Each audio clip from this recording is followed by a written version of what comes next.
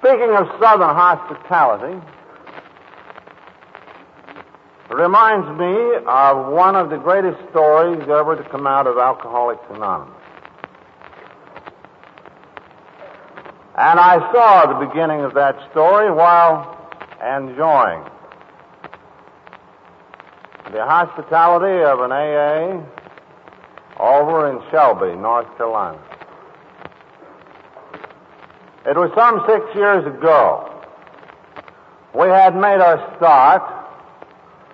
We were getting on firmer ground here and there, but nothing was too certain. And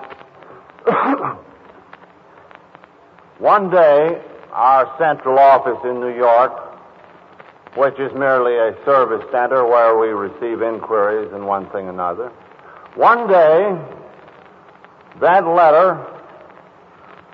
office received a letter from a man who was an inmate of the Lexington place for drug addicts. And he went on to tell us in the letter how he had been a physician, had got onto alcohol, and then onto morphine. And that while there in the asylum, someone had written him about AA, and he had been reading this AA book of ours, which is our book of experience. And he said, of course I used to be an alcoholic, but now I'm an addict of some 12 years standing. And you know how hopeless that is. But I do see hope for me in this philosophy of yours. And when I get out of here, I'm certainly going to try it. Well, subsequently, our office struck up a correspondence with him as he returned home to that little southern hamlet.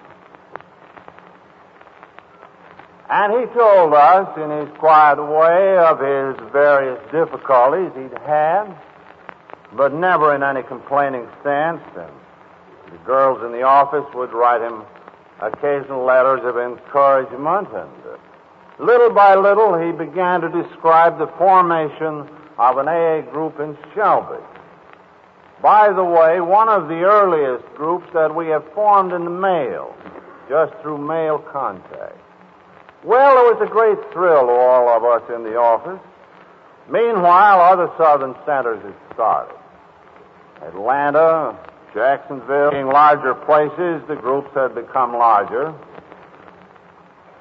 And a demand had arisen that I get down among the Southerners and pay my respects and see if I couldn't peddle a little of the older AA experience down there. Well, you see, AA began to look like a success at that time. And as everyone knows, success is a heady wine. And I fear that I was a little bit on the big shot side, and I spent some little time debating with the folks in the office whether I really would stop off at Shelby. I mean, you know, that chap there was a nice chap, and he'd done a nice job, but I really should get where I could get to a lot of people. And after some debating with myself, I finally grudgingly conceded that I would stop off there at Shelby. Well, I alighted from the train, and I saw three men approaching me down the platform. Two of them I spotted as souses right off the bat. You couldn't mistake it. They were sober, understand. The third one, well, I wondered who he was. And as he drew near, I saw some lines in his face that I didn't quite place. You know, we folk know each other very well. And as he drew nearer, I saw that his lips were marked. And I learned later, in the agony of his dope hangovers, he had chewed them. And he turned out to be a delightful, soft-spoken little man who I shall call Dr. Tom. Well, we got in the car and drove from Kings Mountain over to Shelby. And we were set down at the door of one of your delightful ancestral homes. And we went inside, and there I met Tom's mother and a wife of 2 years and a child. And you could feel the atmosphere of that home. The meal came and went, and from an AA point of view, it was a most unusual meal. I found that Tom was rather reluctant to talk about what he had done in Shelby. So there wasn't much AA shop talk at the table, practically unheard of elsewhere. And I wondered myself if dope had a humbling effect. If so, I think that some of us alcoholics should have taken more of it.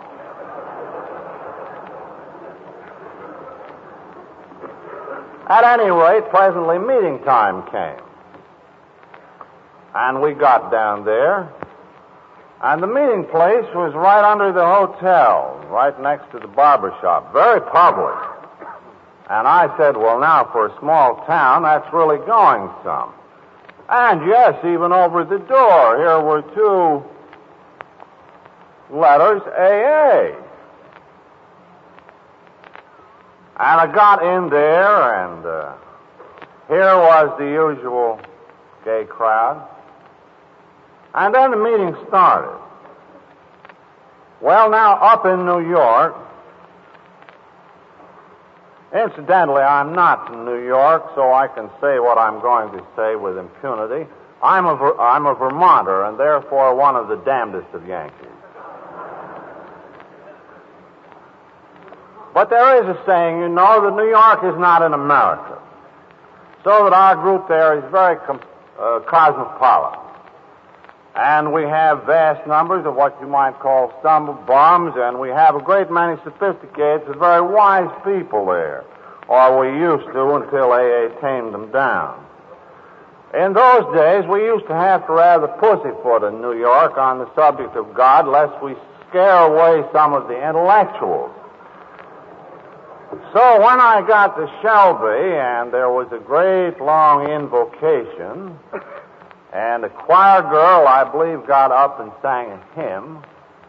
Well, it was reminiscent of my youth in New York, in Vermont, but I said to myself, well, now the New Yorkers wouldn't call this AA.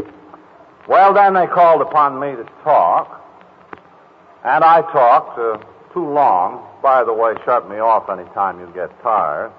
Tonight, I have that habit. And then I believe there was another long prayer, and the meeting was over.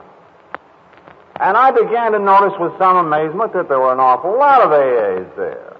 I mean, 20, 30 of them in this small place, and they told me there was an equal number out in the defense industry. And I was wonderfully and favorably stirred by the whole thing. But the crux of my story turned around what happened the following morning. I was to leave on an early train, and somebody called up from the lobby and said, do you mind, Bill, I'd like to drop up and tell you a few things about Dr. Tom. And a man came up, and he said,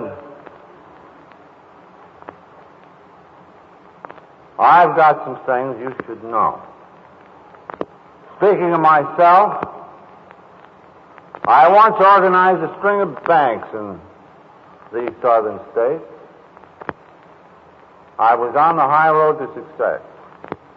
I was cut down by alcohol, and then I was cut down by morphine. And I have been in the asylum with Dr. Tom. And when he heard that I was leaving for one of my many trips there, he asked me to come here. And I have stayed here to work with him. And I have been all right myself now a year, and he about 3. And he said, you know, I'm very gladly sweeping out the Masonic Temple just so I can have time to help my friend Dr. Tom. Now, enough of me. Let me tell you about Dr. Tom.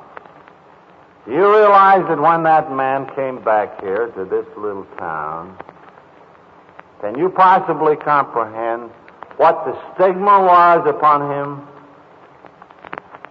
The stigma of both alcohol and morphine, and he had dishonored his profession of medicine and his highly placed family in this community. People were so afraid that they hardly spoke to him on the street. And he said, I am sorry to say that even the drunks of Shelby were snobbish, saying that they weren't going to be sobered up by no damn drug addict. Well, little by little he started to work, and little by little he began to succeed. And the group grew. Well, said this man, you've been at Tom's home. You've seen that happy mother of his.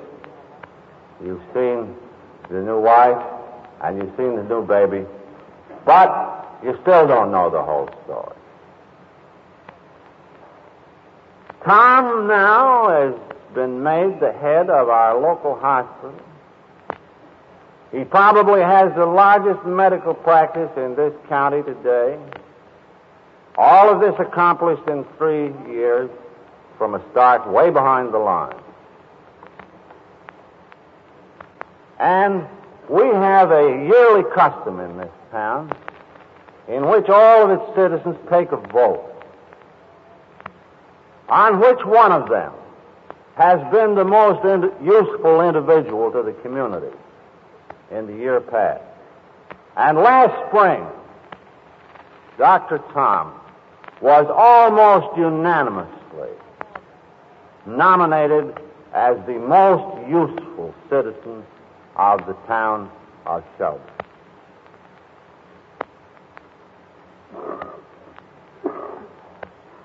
And when he had finished his recital, I sat there and I said to myself, so you were the man, Bill Wilson, who was too important to go by Shelby. Indeed, what hath God wrought?